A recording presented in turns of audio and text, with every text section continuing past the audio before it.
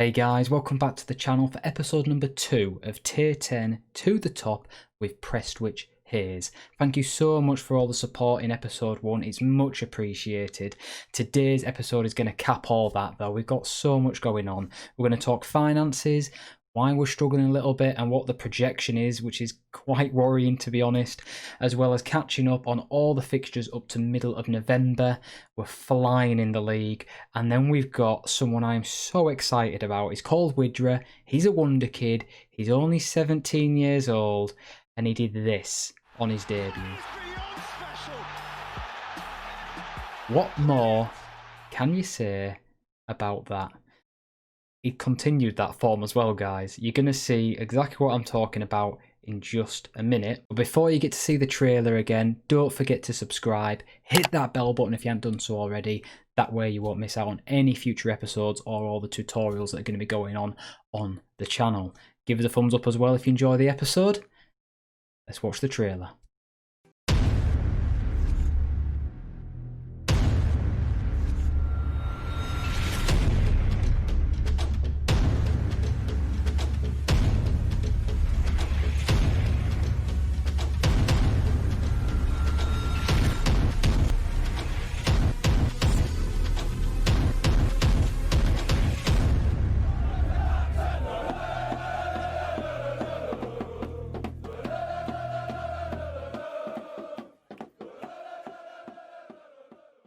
Right boys, a little bit of a weird screen to start an episode on, but it's finances. Despite having an exceptional start to the season in the league and result wise, the money side ain't looking great. We're already almost 4 grand in debt, and looking at the projection, we may be 46 grand in debt by the end of the season. I'm sure that's not going to happen because I don't think that projection will take into account the amount of friendlies I'm scheduling every week, which is generally 1. But this expenditure is going to be an issue. The staff wages last month were almost 4 grand, so that's taken up a massive chunk. And I ain't even got anyone on big wages. They're all on £50 a week. I personally am on £380 a week, so that's taken up quite a chunk, but we can't change that. Bonuses will probably be the players that are getting these appearance fees. We can't do an awful lot about that. We're only paying them £20 a game, so at the end of the day, can't go any lower and I can't offer any higher, and that's my biggest concern. I can't offer anyone a proper semi-pro contract, so I can't tie any of my better players down. And to be honest, even if I could, it wouldn't be a good idea. Looking at the income, where are we going to fix the problem though? Gate receipts is one thing, so I'll keep scheduling friendlies. The other thing is going to be prize money. We actually got £1,500 from 2 games in the FA Vars, so I'm going to target that competition, try and get as far as we can in it, and hope that maybe gate receipts / prize money is going to reel us back up and make that projection incorrect. Anyway, let's move past the negativity of finances and have a look at what's happened in the transfer history. Graham Kinlan's left, he's gone to Banks OD. I had great hopes for him in central midfield. Good leadership, teamwork, aggression, bravery, really good passer of the ball. I had high hopes. However, I'd also made him a promise to improve the coaching staff, which I couldn't deliver on. Didn't realise I'd made that promise in the first place, and he left after 1 game. That's probably going to be an issue as well with another very, very important player, but we'll touch on that in just a second. We also lost Kieran Connolly in the same position, because he wasn't getting any game time. So that's a slightly different issue there that I'm not too fussed about. To replace them, we bought in Dean Beresford. So not a great replacement in all honesty. He's not at the level of Kinlan, nowhere near in my opinion. But he will do a job as a backup. And of course, you've all seen this kid at the start. You saw the goal, the chip, on his debut. It's Lucas Wydra. Probably pronouncing that completely wrong. But I did my old search for the youth intake that I always do, where I pull them all into a shortlist and then do my filtered searching, and this kid popped up. 17 years old, he was 16 when I signed him, I believe. Polish lad, came from Wolfarians, so he must have been generated in the Midland Premier. He'd scored 6 goals for them, which really caught my eye. And yeah, I just felt like we had to get him in. 10 finishing, he's quick, he's got good balance. That is hard to come by at this sort of level. But more importantly, he's got 10 aggression, 16 bravery, 15 teamwork, and 14 work rate. Those attributes in a pressing system are vital, as well as the fact he is a really good physical player with good stamina as well to maintain that high intensity. And I'm loving his 10 for technique. He's got good all-round ability as a striker. He's got good off-the-ball movement. He's got decent composure, good anticipation. It's something we don't have in any of my other strikers. All the other strikers have a weakness somewhere. This kid doesn't. So he's going to come flying into the team. And if you just have a look at this goal here, he didn't score it, but look at this for a back heel. We're not seeing that sort of play from any other of our players in the front third. All the goals are coming from in behind, really quick, fast runs. Wydra has got a little bit of class about him, and you're going to see more of him in the highlights. It really is the Wydra show today. My coaches seem to think he could develop a lot in the future. It's just that unambitious personality and low determination we're going to have to compete with. But at this level, he's already a fantastic player anyway, so I'm definitely going to give him some game time. Apparently when I signed him, I gave him a promise of I'd loan him out to help his development. Obviously thinking that if I play him, that won't be a problem. Well, straight after his debut, he complained that I hadn't kept my promise and threatened to leave. Thankfully, I managed to talk the kid out of it, so he's going to be staying at the club for now. We'll have to see how that develops though as the season goes along. Let's get you all caught up to date with the fixtures and what happened after that first game you saw against Nelson, which we won 4-1. So we had Golkar in the league. This was away from home. Thrashed them 5-2. Ned Dry with the most sensational quadruple. Ryan Harkin also scoring as well. Chadderton were dispatched 4-0. Really easy game at home. This Robbie Dunn was brilliant with a hat-trick. We then had to schedule quite a lot of friendlies. This really did help with the finances, but there was a big gap between that and the next league game, which was away to AFC Blackpool. We won this one 3-1. It was a bit more of a cagey affair, but they were playing 5 at the back. Derek Tivy was sensational in this game, scoring a couple of goals, and Paul Cliff got one as well. So it was a really good victory to get away from home. We scheduled more friendlies again over the next few weeks, but they were separated by a victory against St Helens Town. That was 5-1 in the league. Kalu scored 3 goals in this game. He was in sensational form. Those runs in behind, that acceleration, pace and dribbling ability have been brilliant all season. I'll show you his stats in a minute. Robbie Dunn also scored and Jacob Owen finished the scoring off. Holker Old Boys, they were dispatched as well, 6-2 away from home. We're not keeping loads of clean sheets, but we are scoring loads of goals. Robbie Dunn, 4 goals yet again, and Ryan Harkin chipped in with 2 as well. It's nice to see the strikers linking up nicely there. Pilkington were after that 3 friendly stretch of matches at home. We beat them 4-1. In the cup, and that was a pretty straightforward game, to be honest. We rested a few players for that one before we came up against Steaton. At home again, 6-0 victors. Dunn scored 1 goal, but Ned Dry with another quadruple. No, it was a hat-trick in this, sorry. And Paul Cliff also got a couple of goals as well. There were some sensational efforts in this match, and we really are playing some nice team football. Another couple of friendlies after this, easy victories yet again, before a surprise shock loss in the Cup. Yes, it was the North West Counties Cup. We went out on penalties to Stockport Town, despite being the better team. That was really frustrating, but we followed it up with a 5-0 win at home against Deal in the FA Vars, which, like we said, we're going to be targeting this competition going forward.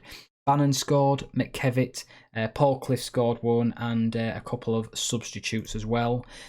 Bury next. This is a big derby for us, and we won 4-1 away from home. There was an own goal to get things kicked off before Bannon scored, Harkin, and then my left back, Callow, got a penalty.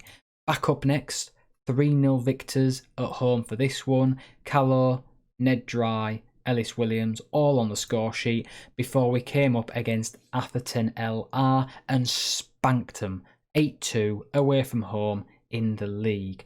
Robbie Dunn did it again. 4 goals, 9.9 rating, and he also got in on the action with James Callew, got an assist and scored a goal. Tivy scored a corker. Everyone was involved in this. Even Charlesworth got a chance at right back and scored a decent goal himself. And sandwiched between a couple of friendlies was the Cleto Moore League game. This was Wydra's debut. You've seen a load of highlights from this already because he played so bloody well, but we're going to show you all of the highlights right here that we scored at least. James Kalu with a couple of goals, some really nice ones there as well, and Wydra getting involved with that beautiful little back heel we discussed. Wydra's first goal was sensational. He dropped deep and then ran in behind the defenders. Sort of movement we've not really seen from other players. Robbie Dunn got a couple of goals, and it was all rounded off with that sensational, disgusting lob from Lucas Wydra, the new gen. Let's call him Wicked Wydra, I think, because he really is something else. He scored 2 goals, he got 2 assists on his debut, 0 XG. It just goes to show how good those finishes actually were. That brings you all up to date, guys. I want to talk about what we've got coming up, and that is Ashton Town away from home. They're 3rd in the league, but they're quite a way behind us. So it should be an interesting match, and we've got a couple of friendlies which obviously you're not going to be watching before we play Garstang at home and away to AFC Liverpool, which is a big game because that's a derby match. We've also got Highgate coming up in the FA Vars. I think they are probably on the same level as us, so we should be able to progress from there and hopefully get some money from that competition before we're playing the likes of Lower Breck. They're in 2nd, and despite our exceptional start to the season, they really are keeping pace with us. We've got a game in hand, but they're only a point behind. But look at that for our goal difference. 54 goals scored. That's more than 5 a game. We've only conceded 12, but that is an average of more than 1 a game. So lots of goals at this level. That takes us into the league game away from home to Ashton nicely. We're going to go with Wydra and Dunn up top. They played really nicely in the last match. Feel a little bit sorry for Ryan Harkin. He's not done an awful lot wrong, but I've just got a soft spot for Wydra, so we'll see how he gets on. Kalu from the right, he's been sensational so far. That 12 pace, 13 acceleration, 12 first touch and dribbling of 10 along with his flair that's 11. I've seen him get 7 goals and 5 assists. He has been fantastic. Cliff likewise has been decent, 5 goals, 6 assists. Just a shame that he's right-footed, trying to play a winger role, but he's actually worked reasonably well in fairness. He still cuts inside. Tivy is the advanced playmaker, has got amazing stats. That long shot ability, we've seen it quite often come off from his free kicks, but I just love those mentals. Absolutely love them. And then Bannon. He's been fantastic at controlling play. I'll show you a highlight now where he breaks up play and then goes a little bit deep, picks out a pass. He does that so often. It's the simple part of the game that I really enjoy watching. So he is definitely starting in the ball-winning midfielder role. We've got Callow and Charlesworth on the wing-back roles. They weren't first choice at the start of the season, but they're getting a sniff now because of their performances. And then Norris and Owen at the back. Owen's definitely our best defender.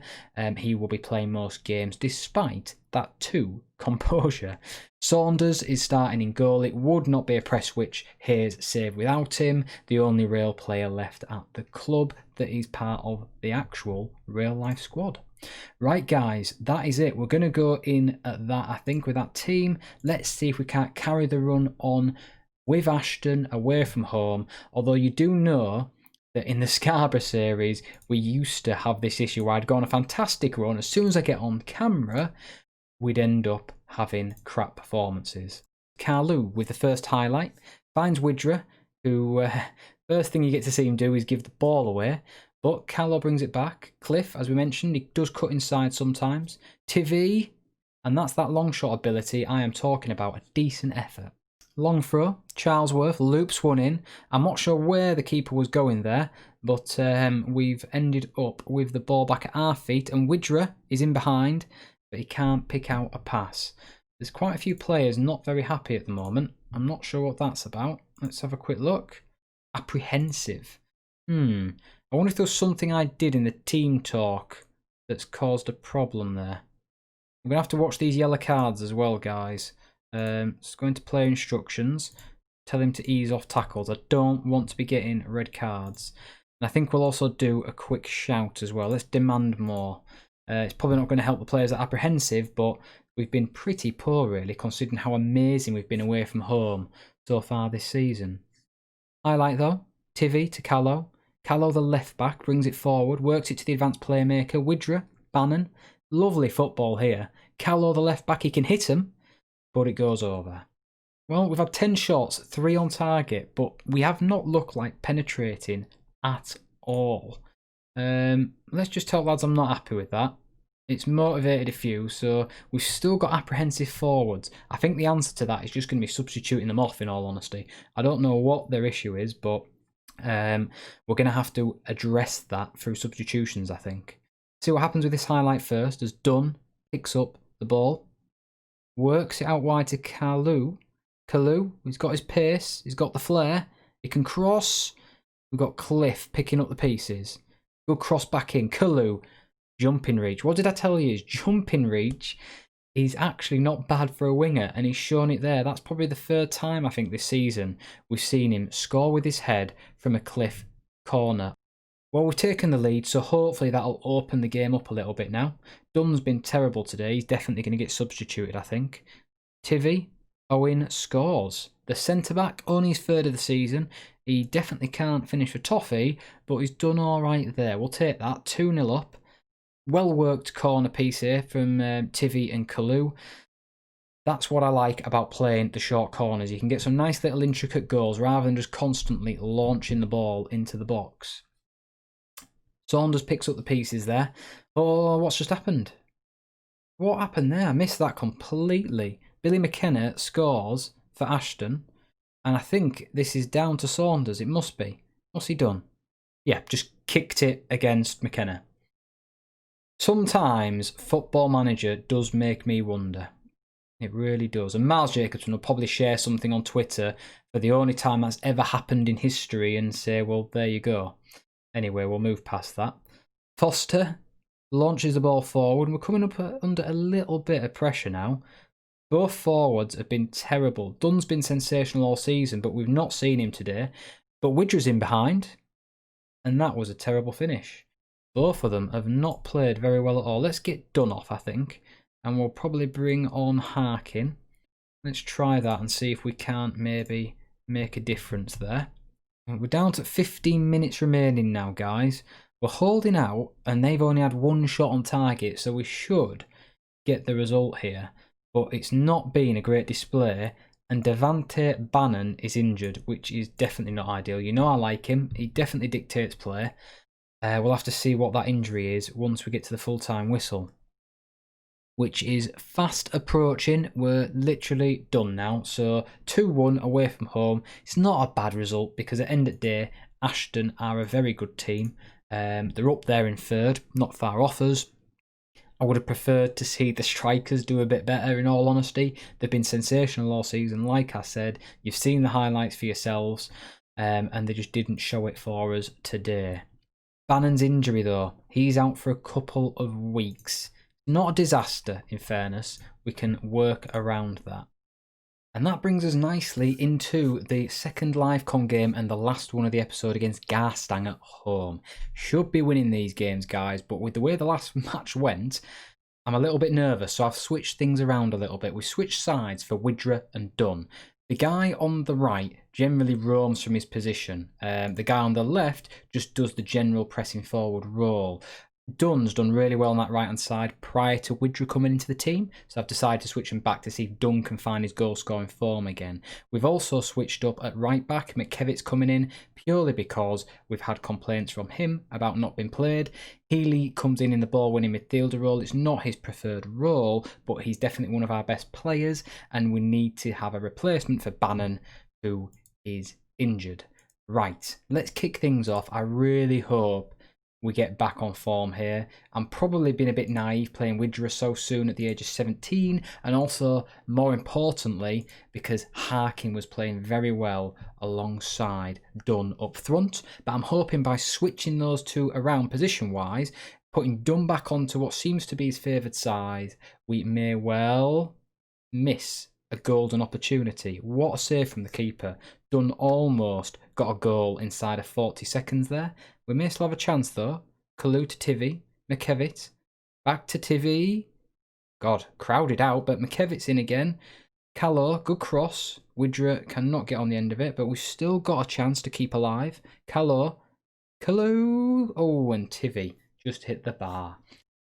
Chance here for Garstad. Good cross, but that's well dealt with. We've got Tivy, picks out Dunn, and that is an awful pass. Or maybe an awful run, depends how you look at it. Luckily, the striker then was not switched on there, but Saunders picks up the loose ball. Wydra can't get in behind.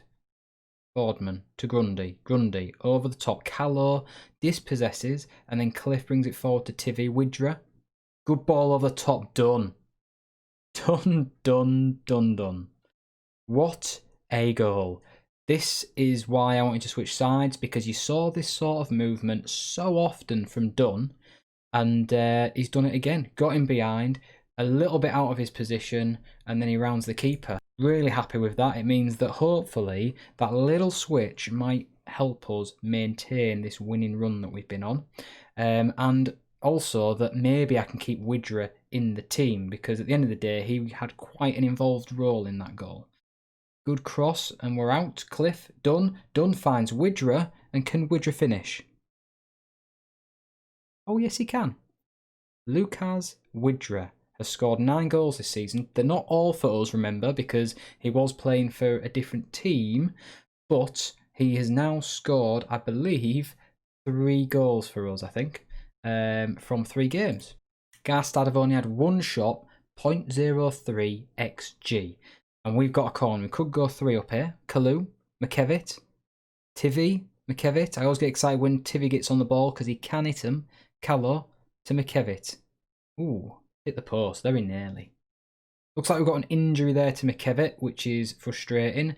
And Rob Stay scores. So that's 2-1 now. That's frustrating. And McKevitt, I'm not sure what his problem is injury-wise, but we'll keep him on for a little bit and see what it is at half-time, I think. Highlight starts with Callow, back to Saunders. The goalkeeper usually goes long from here, which he does, and he finds Dunn in behind. Dunn. That is a terrible miss. Terrible.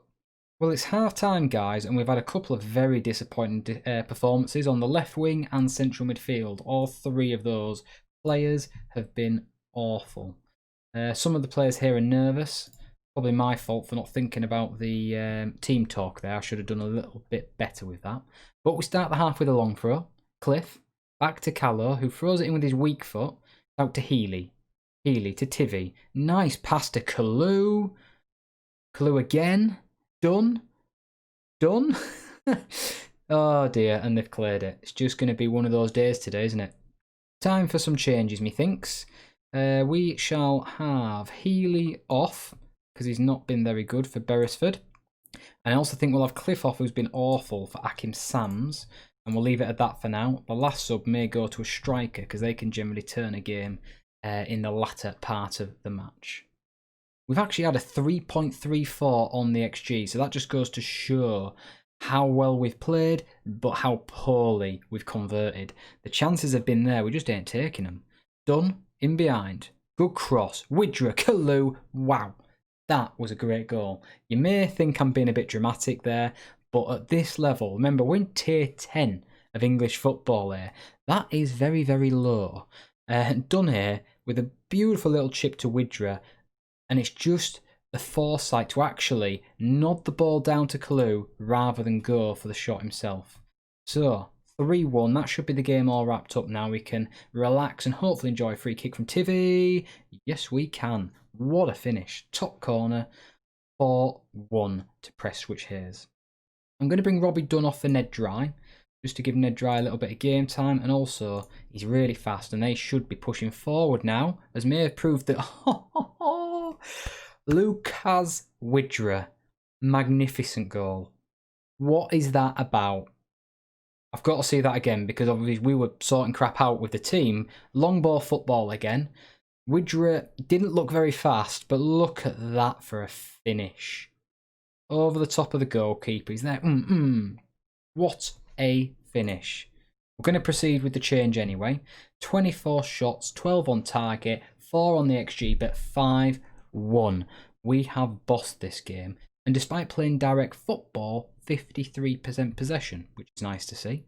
Nice mix of goal scorers as well, including, I thought it was going to be 2, but just 1 for Garstang so far. And it should be full time. There you have it. Great victory, the fans are celebrating, and we are still top of the table. Wydra with a 9.0, which is fantastic to see. The kid's looking good. I'm not sure whether we've got issues with his consistency, possibly, hence what happened in the last game and what was happening at the very start of this one there today. But I will take that. 39 points, 4 points clear, massively clear on goal difference, and yeah, we are looking great for promotion. McKevit's out for 2 days to 3 days, so that's good. 2 goals, 2 assists for Wydra. Let's just praise that. I just think this kid could be something special. He scored 4 goals and got 4 assists from his first 3 games for the club. We will keep an eye on this lad, definitely. Right boys, that is it. The episode is done. Thank you so much for watching and following. Don't forget to subscribe if you haven't done so already and hit the bell button. That way you get notified when new episodes go live. Thanks so much for watching, guys. Give us a thumbs up if you enjoyed it, and I will catch you in the next episode very soon. #UpTheHaze.